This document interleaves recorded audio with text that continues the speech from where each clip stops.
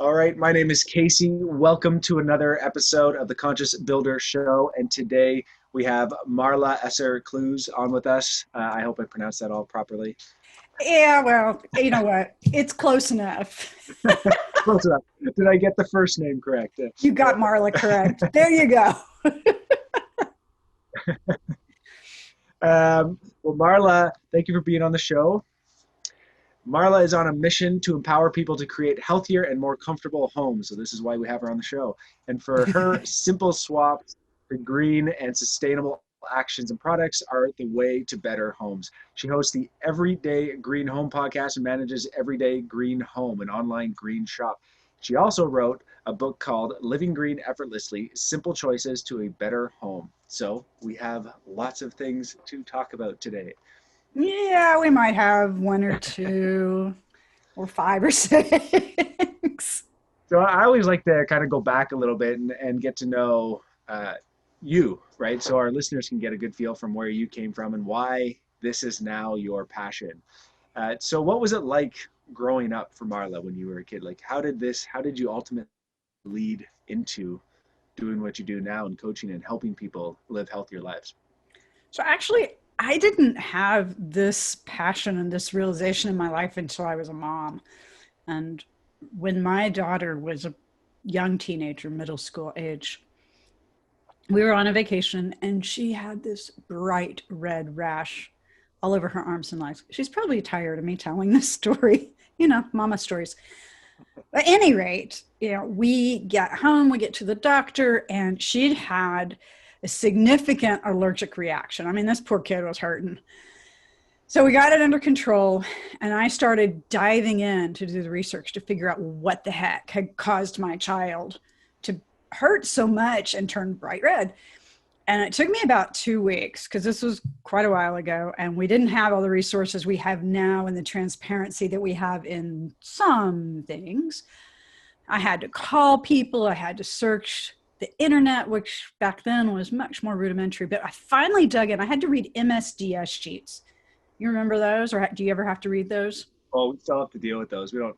It's Okay. a big part of the construction world, right? And understanding any chemicals or anything you have on site. Right. So MSDS, material safety data sheets. Thinking back to my engineer days.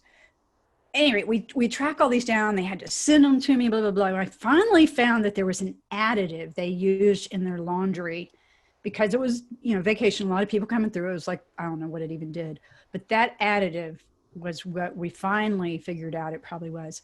But as a result of that experience, the doctor said, you need to get everything out that's going to touch your skin that can have fragrance, dyes, or potential issues. And this was back when we didn't have a lot of choices.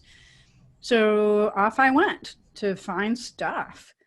And that was the first leg of my journey. That's the part that really got me on the health kick. Because as I started reading all the labels on stuff, oh my gosh, it was frightening. How much I couldn't pronounce, how much was unexplainable, how many things had skulls and crossbones on them. Ouch. So that was step one. And then several years later, I had an opportunity kind of out of the blue to join a friend of mine in his startup business. And he was starting an energy efficiency consulting firm, a little boutique firm in St. Louis, Missouri. And I met the whole sustainability and green industry and learned so much. And I felt like I'd come home. So just kind of both sides, the home side and the health side really clicked together. And that was, oh my gosh, 10, 12, 13 years ago, a while. Yeah, it's similar for myself too. When we made the shift in our construction industry, it was actually knowing it was before my son was born, but when I realized that I was going to have somebody looking up to me, then everything changed. And you're like, okay, well, I have to lead by example, right? That's when everything changed. And then I started asking myself, why do I do this stuff, right? So similar, it's amazing how once you have, I always tell people, like my son has been my greatest teacher because he does what I do, not what I say. Oh my gosh, isn't that the truth? He does. I should say he doesn't listen to me, but basically, if he has a bad habit, he probably got it from me. So, oops. Yeah. All right, so let's go into a little bit about what you do now. So you had this big realization, and then you now started diving into everything. You started learning about all of the things out there, and this ultimately evolved into what you're doing now and educating people and working with people. So what exactly are you working with people on, and what types of people are you working with? Yeah. So now I am working more with people that work with homeowners. So think realtors, designers, remodelers. I've worked with builders a lot for the past 7, 8, no, 10 years. Um, and I still enjoy working with builders. What happened is I wanted to find a way to help more people. And working on a project, I only could help a small number of people, the people working on the project, the people that were going to live in that home or that apartment building. And I felt like there was such a bigger space out there. And it's been challenging. I will not tell you otherwise. I was just really rolling into the whole digital, world transitioning when my husband had some big health issues, and so that kept happening, and then COVID came around. So it's like, holy moly, really? But I built all of this off of years of working with builders as they were building green certified projects, homes, remodels, or new homes, remodels, multifamily buildings. And when I was living in Missouri at the time, and I'm in Oklahoma now, but we had programs called low income tax credit programs, which would help put affordable housing into communities with tax credits and extra financing help. And the programs that I was working with in St. Louis, they required that these builders use at least one of the more basic green building certifications to build to. So I got involved with all that, and we had some interesting times with all that. But a lot of people that hadn't really perhaps thought about remodeling or building green, and I use the word green loosely, which I'm sure you know, there's a lot of interpretations of that word. Yeah. I had this conversation with somebody the other day. We don't hear green too often, at least in our conversations with Really? clients. Yeah. It might just be because of the way we market. We don't really use green in our marketing here. Clients, So, and I'm trying to get, to back away. Of course, green's in my title, or the title of my company. But for the sake of the folks listening to this, let me describe how I describe green. Green is a kind of a basket, if you will, of things that occur in our homes and in our living patterns that help us to be healthier, more comfortable, and to use the resources that we have at hand the best that we can. And there's a lot of practices that go into that. And it's become very much, there's a friend of mine that does a lot of research on terminology and stuff. And green's recognized, but people don't know what they're getting. I mean, like, you ever hear somebody say, well, you may not where you are, but here we'll say, go green. Okay. What does that mean? Why? yeah. And then every product has a picture of a globe or something like that. Oh, yeah. They think it's right. So Yeah. So when you're working with these customers, sorry, go ahead. I was just going to say, so unraveling that, helping people figure out why, what's important, what do you really want? That's where I love working. So when you're working with like real estate owners, remodelers, whoever it may be, like how are you working with them? Like, are you helping them with their business and like making sure that their values are aligned, or how does that play out? And then educating them so they can educate others? That's where I'm heading. Not there yet. Have a digital audio program out that I'm actually been tweaking. So that is an introduction to basic green ideas and terminology. So people like realtors, designers, remodelers that are getting asked things like, is my home going to be energy efficient? Or, gee, my kid has allergies and asthma. What do is your home going to be a healthy place for them? So giving those people at least the basics so they have some understanding of the vocabulary, of the basic concepts, is where I am starting. Pushing out from there, there's been some interesting things happen that I'm working to adjust to. For instance, the home building industry and the real estate industry are coming together more to start also helping people to better understand this, because we're all kind of realizing we've got to shift our housing stock. We got to do it better. How do you build homes that are resilient, that stand up to wildfires and hurricanes, and here in Oklahoma, tornadoes and hail and icy cold conditions where you are? You know, you can't just, it reminds me of the Three Little Pigs story, right? Yeah, I'll huff absolutely. and puff and blow your house down. And sometimes I think people look so much at the aesthetics and how a house looks that they don't think about how well it's going to serve them.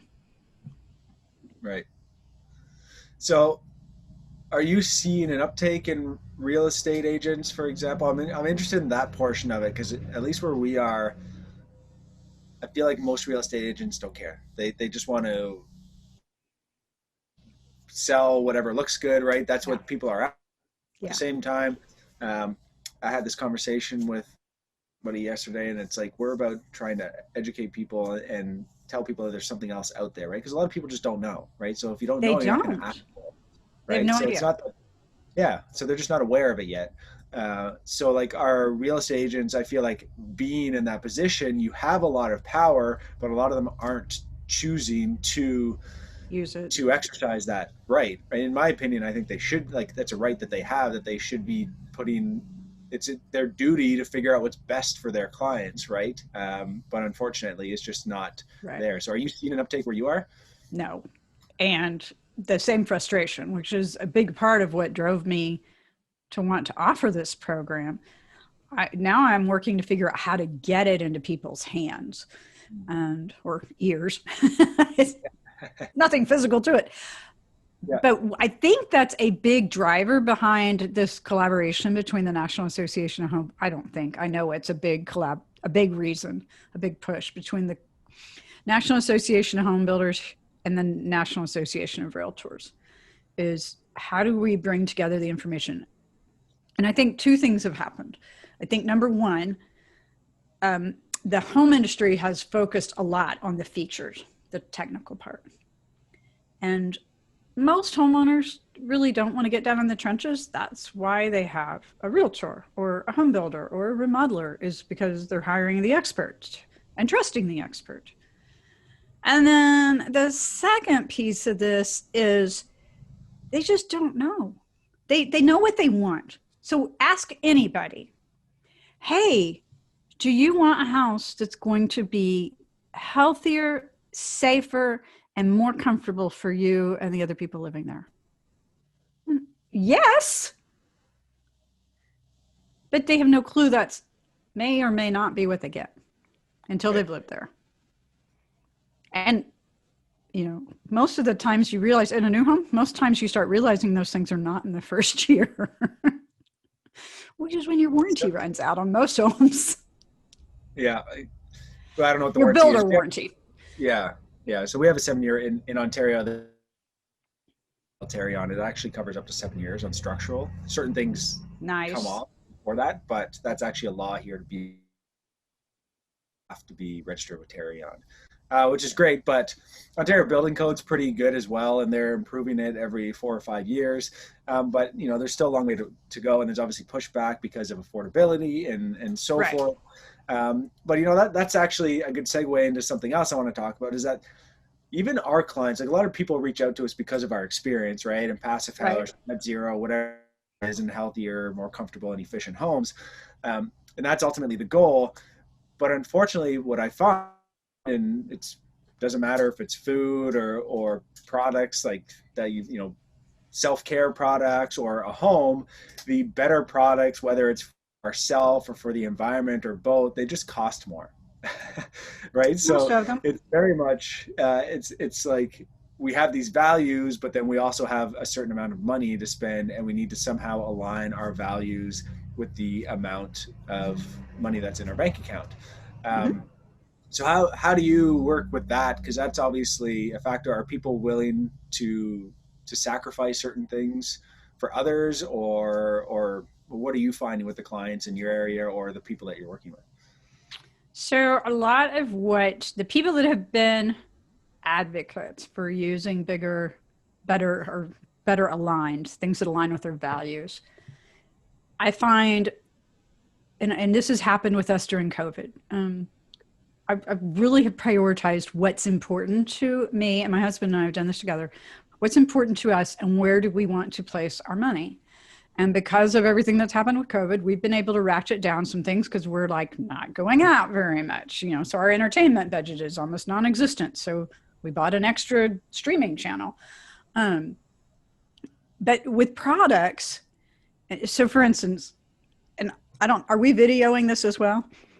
Yes. But okay, so if you're watching the video, you can see this. If you're listening to it, you're not going to. So for instance, this is one of the products I carry on my store. And this is an aluminum bottle. This is really inventive. This company, can I tell who it is? Can I shout out a name? This is called Plain Products, Plain with an E. It's named for the sister's maiden name. And it is more expensive. But I'll tell you what, this bottle lasts me about 3 months. And this is a 16-ounce bottle. And when I'm done with it, I have a box that I saved from when I got it. I put the empties back on the box. I have a postage paid shipping label that came with it, and I send it back to them. And they sanitize them, and they reuse them. And in addition, aluminum is one of the most recyclable materials we have. These two sisters started this because they were so concerned about the plastic that's in our oceans, the plastic that's just tossed. And they were like, what can we do about it? So they made a great packaging offer. They're a woman business. They're a B Corp. So for me, they're all the things that align with my values. So for those of you that haven't heard of B Corp, this is a certification for companies that allows them to certify that they are truly people, profit, and planet.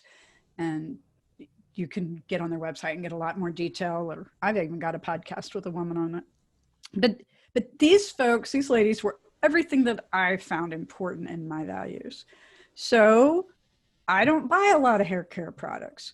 So I could spend more money on one product that was really important to me. And that was how I reallocated it. I kind of went on a little bitty. My grandmother was a young woman during the Depression.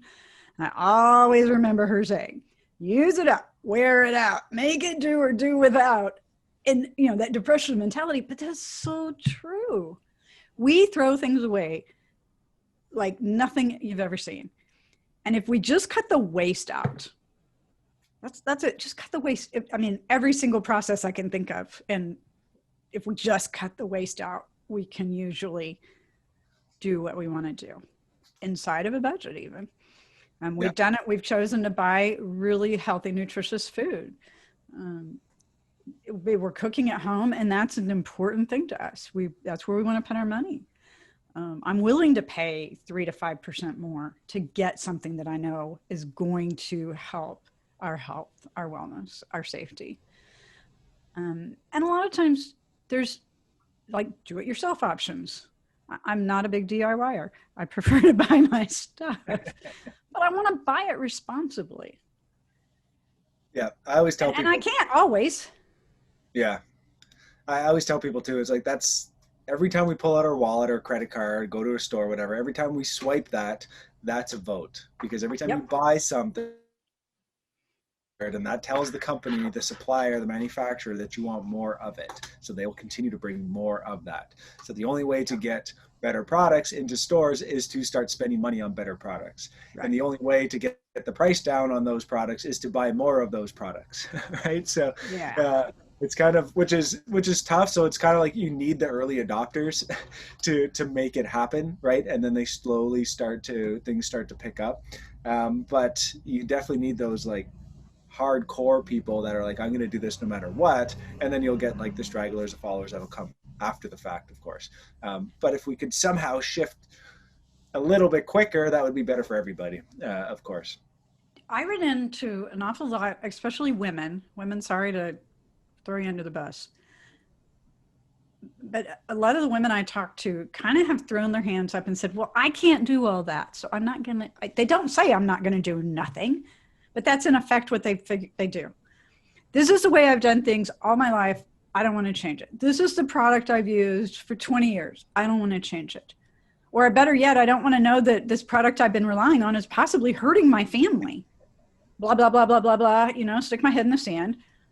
So those of us that are helping them to learn and showing the way have to be gentle. We have to have a lot of grace. And I tell everybody that I talk to, you know what? Pick 1, 2, 3 things and just do it. Just do it. I'm sorry, Nike, but take action. Just do some things. I mean, we all feel better when we're doing things anyway. But what are some things that people start with typically? Whether it's something that you would recommend or something that you well, I have a top 3 that is my top 3.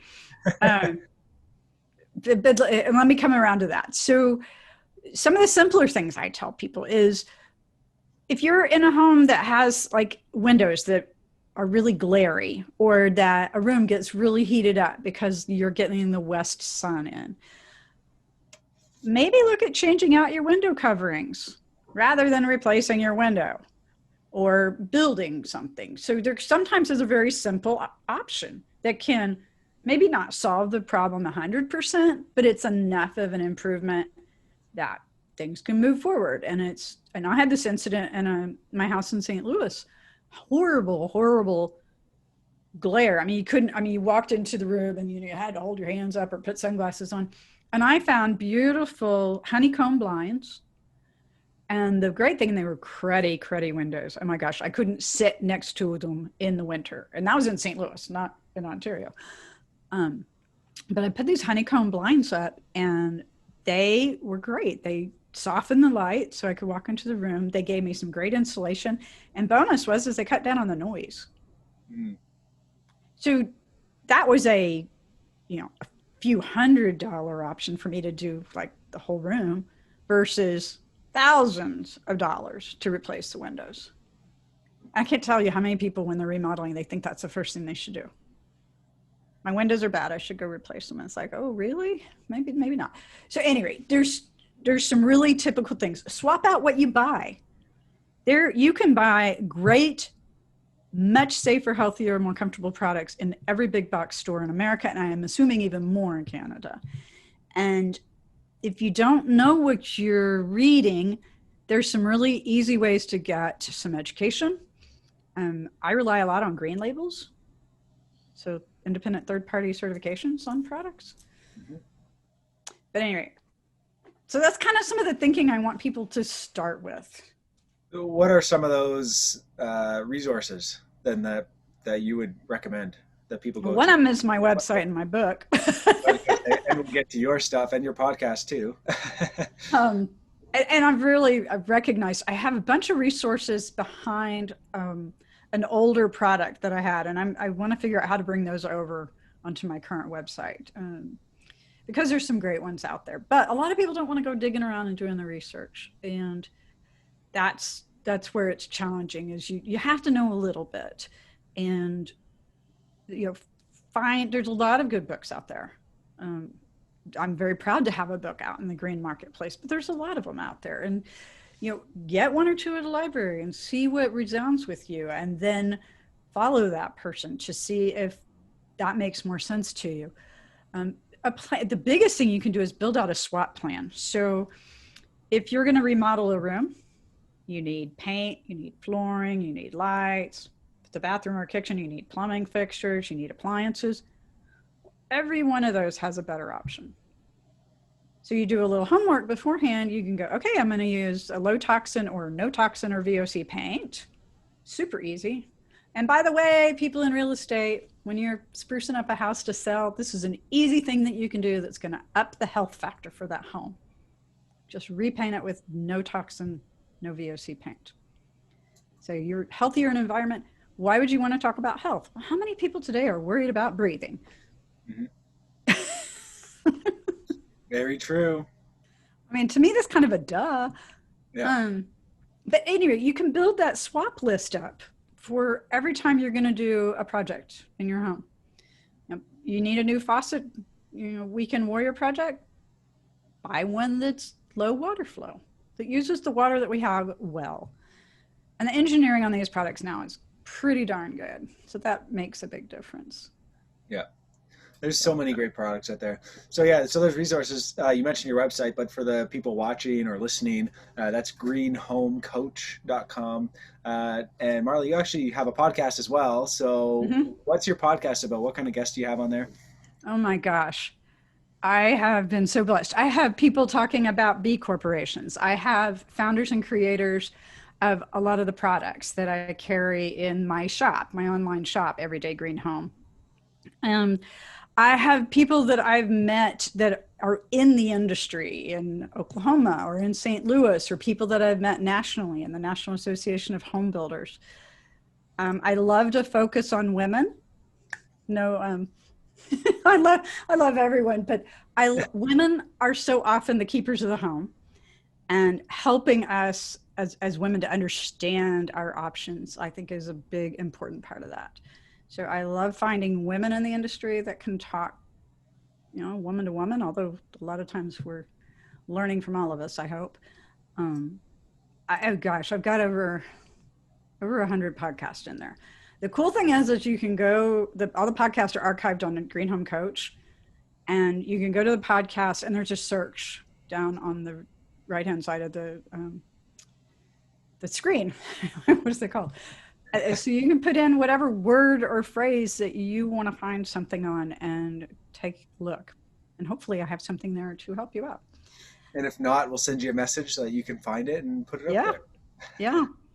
I think one of my funkiest ones lately was a company called Renovation Angels, and they are rescuing luxury kitchens out of these, mansions and really beautiful homes and pricey homes, and then they're selling them and their money mainly goes to charities and community projects. Oh wow. Yeah, so we're seeing some really cool things right now. Yeah. And speaking of cool things, your shirt says "Build My Future." Here, for anybody on video. What is "Build My Future"? Speaking of cool things that's happening. Yeah, so I'm a very avid member of Professional Women in Building, which is one of the councils of the National Association of Home Builders. And our local group here brought Build My Future to Oklahoma City, and it is a one-day hands-on interactive career day for high school students. And it's designed to give them an interactive experience to help them know about all the great opportunities in the skilled trades and the building industry. I mean, our labor shortage is really hurting us. You can't export building something on the ground. You kind of got to do it there. So we need labor. We need skilled labor. We need people that know what they're doing and can work with their hands and the tools and the crafts. And so this is an event to help people understand that and know about it. Excuse me.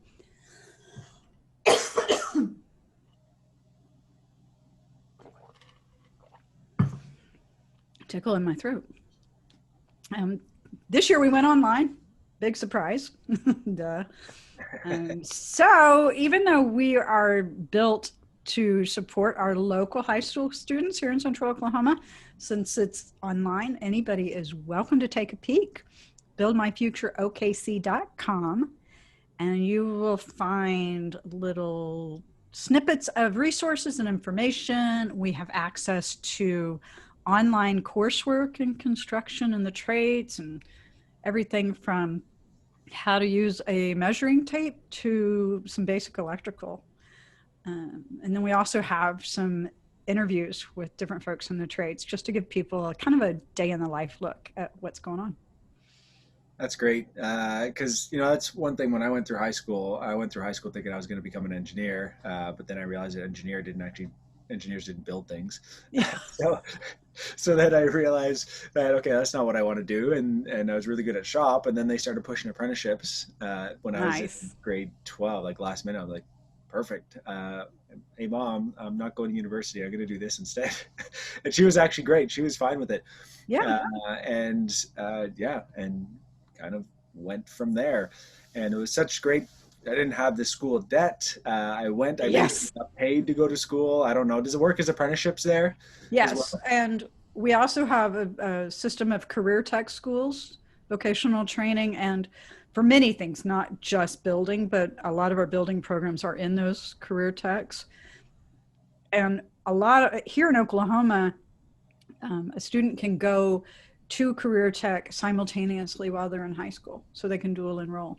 Oh, so great. a lot of these students are actually leaving high school with a skill and are able to go to work sometimes right away, sometimes a year or two out. Yeah. But yes, you're absolutely correct. There's all kinds of help. There's apprenticeships. There's jobs that are eagerly looking for people. And we're finally starting to see more women encouraged to enter the trades. Yeah. Which is long overdue. So yeah, we've been able to partner with some of the organizations that offer some of the resources and help to get the word out. Well, this is great. Marla, you obviously have a ton of information and a ton of wisdom. And once again, your website is greenhomecoach.com, and there they can get access to your podcast. Sorry, I don't remember the name of your podcast off the top of my head. What's the name of your Everyday podcast? Green Home. All right, Everyday Green Home. They both are. I made it simple. Yeah, so then you can search that too. I'm sure you're on all the podcast players out there. So search that or go to the website. Yep. And just finally, do you have any specific asks of our listeners and viewers? The biggest one is take action. Do something. I told you I'd tell you my top 3. So how about I close on that? Do it. LED light bulbs. At least replace one light bulb in your home with an LED. And if you still have the old-fashioned incandescents, you're paying money every time you turn a light on, and you're going to throw the same amount away, whether you throw it away before it's burnt out or after. Number 2, green or clean. The cleaning products we bring into our homes oftentimes have more nasties in them than we really ever want to admit. There are amazing, much safer cleaning products out there in your big box stores, DIY recipes. You can order all kinds of stuff online. I got a few in my website, whatever you need. But we live around this. Our kids touch our home. And there's just no reason to have that when there's so many other great options. And my third one, which always gets a chuckle, is your toilet paper. It's true. I was waiting for the dum-dum. We are flushing the forest down the toilet, literally. I always assume that they kind of use the leftovers to make toilet paper, and they don't. They sometimes use old growth, large trees, sometimes sustainably managed, sometimes not. But there's really good options out there. There's recycled, there's tree-free, say that fast, tree-free toilet paper out there that are great options that do not take down our forest, which we so vitally need right now. They're the lungs of the earth. That's, do you have those products on your website as well? I do. See, I learned something new there. One thing that I was looking into at one point is like, why do, like, to some people in the world, like, using toilet paper is just baffles them, right? They're like, why do you use toilet paper? Like, why are you wiping that part of your body with paper? Well, and these little portable bidets are becoming more popular now. I guess after the toilet paper rush that we had in the United States when COVID hit. Yeah, exactly. Learn something new. Yeah.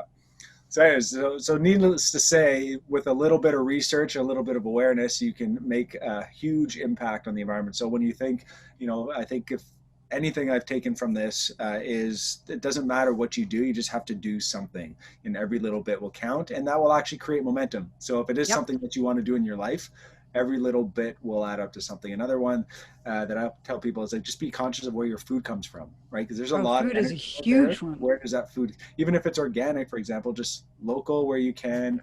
Like the meat industry is obviously a huge impact on the environment. So even if you're a big meat eater, I'm not saying don't eat meat, but if you can eat less, that helps. Yeah. So many things out there. So Marla, thank you so much. Once again, greenhomecoach.com to learn more about Marla. And this has been good and educational.